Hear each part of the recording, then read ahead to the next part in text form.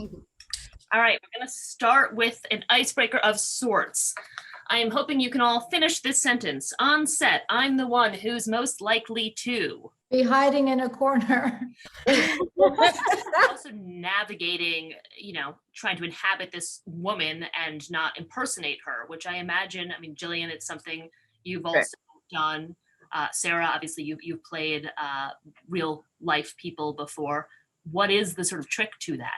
Well, somebody said to me before I started doing Thatcher was, the showrunner said to me that he wanted me to keep an element of myself in Margaret Thatcher, and that there was something that would benefit both the interpretation of her and also my ownership of her somehow, but also the final product of her would benefit from having being grounded in me rather than other or me reaching for something that was completely not of me. And I think that helped quite a lot to relax into it, take the pressure off a bit. Definitely. What about for you, Cynthia?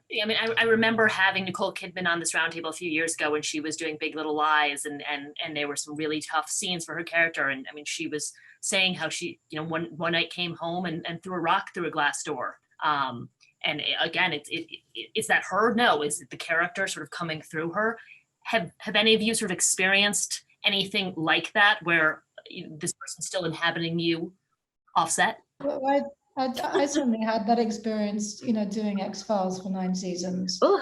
I had a good couple of mini breakdowns during that, and at the end could not talk about it, could not see it, could not see pictures, needed to, immerse immediately in theater in another country, and then after a while I was able to embrace it again. But when I started to embrace it, it was almost like I was looking at the image as if it was another person. I'd separated myself so much that I was almost looking at the imagery as if it hadn't been me in my life. And I think when you immerse yourself so entirely as we can and we do for such long periods of time, there's not going to be no consequence to that. Of course, there's going to be consequence to that for everybody. May I pose a question to the group? Is that okay? Because I'm so curious about this. It's so wonderful hearing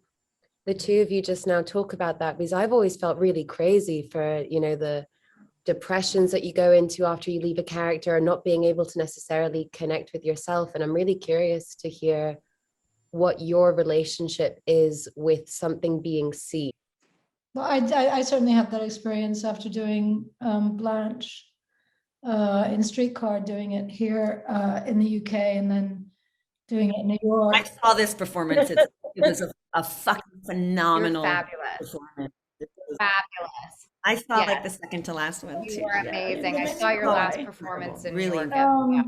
Well, I cried after that last. I felt like I'd lost my best friend. I felt like I was losing. I was grieving. Some friends of mine in New York had a brunch for me the weekend after, and I arrived. I was going to the airport from there, and I arrived with my suitcases and just like a complete wreck in front of everybody. It was only like 6 or 8 of us or something, but it was so profound. It was so profound because I also knew it was unlikely that I was going to do it again, because I knew that I'd probably lose my mind. I got really close, and I probably would. I had survived, and by the skin of my teeth. And that if I did it again out of ego or attachment or not wanting to let her go, that there would be consequences. And so I knew it was the ends, and it was so sad. I think you're also someone who, a lot of women have looked to. You've stood up for yourself. I remember reading your book on female empowerment, and I also remember when you were doing the sort of press tour for that, and questions to you about, you spoke up about pay equity on X-Files, and you acknowledged that even you were nervous about that. I guess my question there is, A, what do you think you were scared of? But B, how did that change the conversations when you walked into the room in the years since? Well, I mean, I just need to point out that when I first fought for pay equity was way back when it was, when it was audacious by anybody's standards, because, I was a nobody when we started to do that series and blah, blah, blah. And so, but where I actually really spoke up about it was when it happened again, what was it, 5 years ago, after, a career that I'd already had post X-Files, after we were going back to do another season, and Fox came to me to offer, I don't know, a tenth of what my co-star was being offered. And that was the point that I was like, that was the point when I was like, I'm actually going to talk about it in this interview, because and so, I mean, since then, it hasn't really, I haven't been in a situation where, I haven't worked with a lot of men, so it hasn't been an issue. No, but I don't know. It just hasn't really come up since that. I'm certainly attuned to it, and were it something that I'd address it. But I have such huge admiration for anyone who stands up for their right to either be paid or be hired, period, or to, and we're certainly, those conversations are getting more and more transparent, and people are starting to be able to have their voices heard.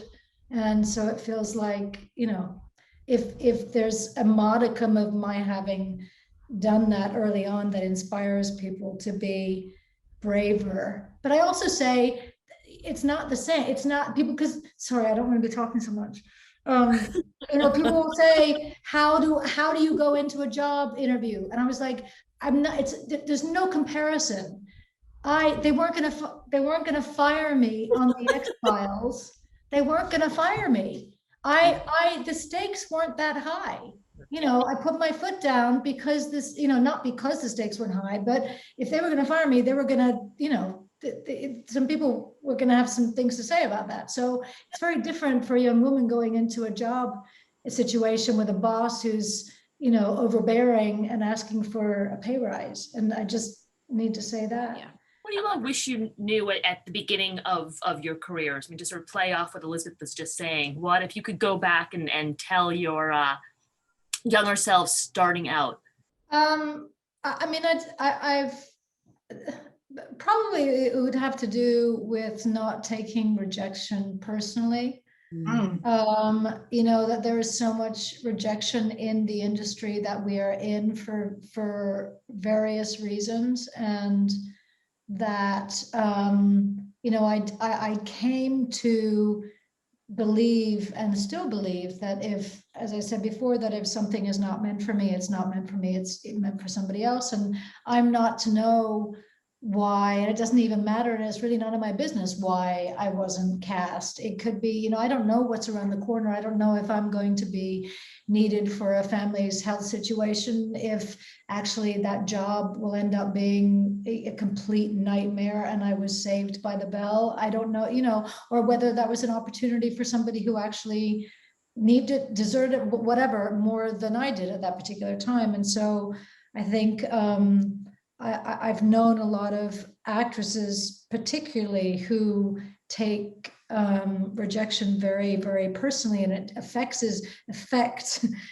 their self-worth. But also, so much of women today, of all ages, and especially, since the pandemic, but the numbers that we're seeing in regards to mental health and self-worth, specifically in women and young women. I think so often we don't put enough importance on strengthening that, and that if one is out of work for a period of time and you're a young actress, taking that time to do things that have been known to increase one's self-worth, so that as one gets older and you shore up those experiences, that you can rely on those things to go, well, maybe I'll be a little bit less afraid to take this job or dive into this character or do this thing in real life, because I proved to myself before that I could do it here, and I got through that, and I was okay, and I didn't die. That all of those, it's self-worth is a really big thing, but particularly for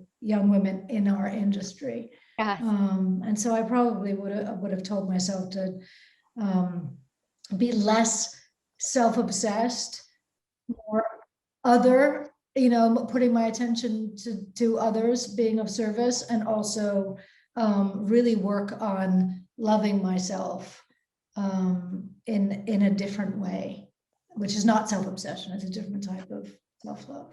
I think that brings us to the end of the hour. Thank you all for being part of this conversation, sharing your time and your stories. It feels like such a gift, doesn't it? I was, I have to say, I was slightly dreading all the press this afternoon, and the tripods and tech that I needed to deal with. And I have to say, this has been such a joy, and I feel very inspired and moved by your honesty, and it's been such a pleasure to meet all of you. Yeah. So I thank you. That's very beautiful. That's a very beautiful way to put it. And it's because sometimes I do think, for people who don't really know what it is that we're doing with it is an interesting thing to like wear dead people's hair and costumes that are, it's just an interesting way to spend your, but when you think about this idea of the imprint, it also brings us back full circle to what Anya said at the beginning, which is that, oh my God, I have to keep reminding myself that people are going to watch this. Right. But actually, thank God that people are watching this, because we have touched each other's lives and numerous people's lives just by focusing on the thing that we love most. And so it's a beautiful thing.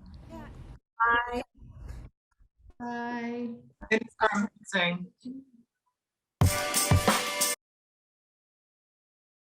And I was like, fuck.